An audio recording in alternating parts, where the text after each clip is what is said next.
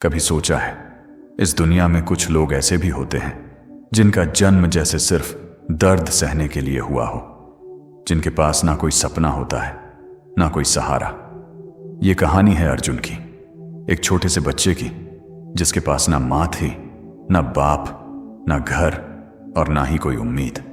उसकी पूरी दुनिया सिमटी थी रेलवे स्टेशन के एक कोने में, कभी चाय की दुकान पर बर्तन धोकर तो कभी प्लेटफॉर्म पर लोगों से भीख मांगकर वो अपना पेट भरता था। और कई रातें ऐसी भी होती थीं जब ना कोई काम मिलता ना कोई पैसा और भूखा ही पत्थर की बेंच पर सो जाना पड़ता। अर्जुन खुद से सवाल करता था, क्या मैं बस ऐसे ही जीने के लिए पैदा हुआ हूं? कभी भीख मांगकर, कभी लोगों के बर्तन धोकर। क्या मेरी किस्मत में सिर्फ तिरस्कार ही लिखा है? क्या गरीब होना सच में गुनाह है? लोग उसे नाम से नहीं हालात से पहचानते थे। अबे सुन भिखारी, एक चाय ले आ। तेरे जैसे तो पैदा ही भीख मांगने के लिए होते हैं, हर दिन ताने, हर दिन जलील होना। लेकिन अर्जुन के पास कोई चारा नहीं था। एक दिन स्टेशन पर एक ट्रेन रुकती है। ट्रेन से उतरते हैं गांव के प्रधान और उनका परिवार। प्रधान ने जैसे ही अर्जुन को देखा, आंखों में घमंड और मुंह में जहर भर लिया। अबे सुन बे भिखारी, 4 चाय ले आ। अर्जुन डरते डरते चाय लाकर देता है और धीरे से कहता है, साहब पैसे। इतना सुनते ही प्रधान की बीवी चिल्ला पड़ती है, अबे तुझे पता नहीं हम कौन हैं? हम इस गांव के प्रधान हैं और तू हमसे पैसे मांगेगा? अर्जुन कुछ कह भी नहीं पाता कि प्रधान का हाथ उठता है और एक जोरदार थप्पड़ उसके गाल पर पड़ता है। वो बच्चा जमीन पर गिर जाता है, आंखों से बहते आंसू, लेकिन आवाज नहीं निकाल सकता। भीड़ देखती रहती है लेकिन कोई कुछ नहीं कहता। चाय वाले काका भी चुप, क्योंकि गरीबी के आगे सबका मुंह बंद हो जाता है। रात को अर्जुन अपनी जर्जर झोपड़ी में बैठा माँ बाप की पुरानी फोटो के सामने रो रहा था। माँ, बाबूजी, आप मुझे क्यों छोड़कर चले गए? क्या सच में गरीब होना गुनाह है? क्या मेरी किस्मत में सिर्फ तिरस्कार ही लिखा है? क्यों मैं पैदा ही हुआ? क्यों? लेकिन किस्मत को शायद कुछ और ही मंजूर था। अगले दिन स्टेशन पर फिर एक ट्रेन रुकती है। ट्रेन से उतरते हैं एक अफसर, सफेद कुर्ता पाजामा, कंधे पर बैग, चेहरे पर आत्मविश्वास और चाल में रौब। जैसे ही वो प्लेटफॉर्म पर उतरता है, वहां खड़े पुलिस वाले तुरंत सलाम ठोकते हैं। भीड़ आपस में फुसफुसाती, देखो ये है IAS अफसर, असली अफसर। अर्जुन की नजर उसी पर ठहर जाती है।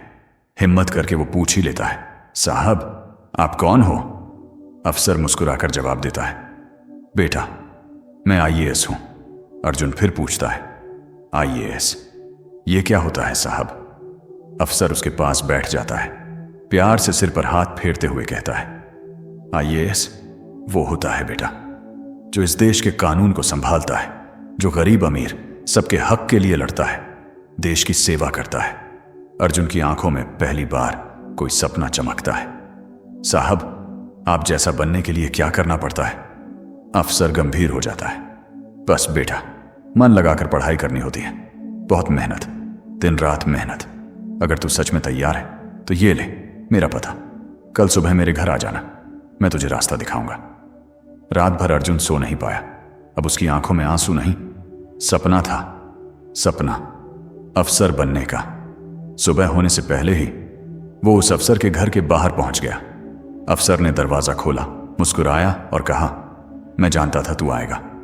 अब से ये घर तेरा है बेटा, मैं तुझे स्कूल में दाखिला दिलाऊंगा, लेकिन याद रख लड़ाई तेरी है, मेहनत सिर्फ तुझे करनी है।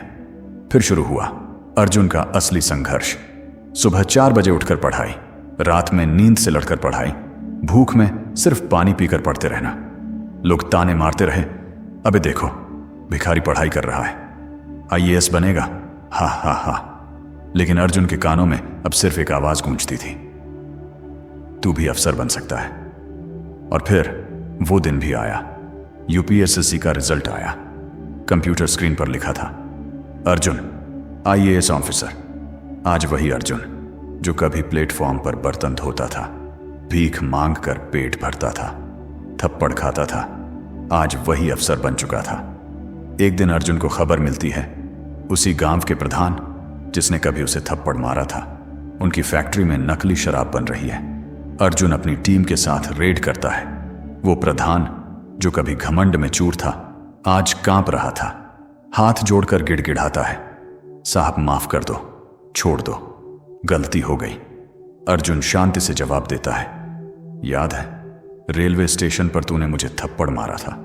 भिखारी कहाँ था? तब तेरे अंदर इंसानियत नहीं थी और आज भी नहीं है। तेरा लालच, तेरी हवस, लोगों की जिंदगियां निगल रही हैं। तुझे माफ नहीं किया जा सकता। तेरा असली घर अब जेल है। पुलिस उसे हथकड़ी लगाकर ले जाती है। अर्जुन फिर से उसी रेलवे स्टेशन पर जाता है। उसी कोने में एक छोटा बच्चा बैठा भीख मांग रहा था। अर्जुन उसके पास जाता है, सिर पर हाथ रखकर मुस्कुराते हुए कहता है, चल बेटा, अब तू भी भीख नहीं मांगेगा, अब तुझे भी अफसर बनना है।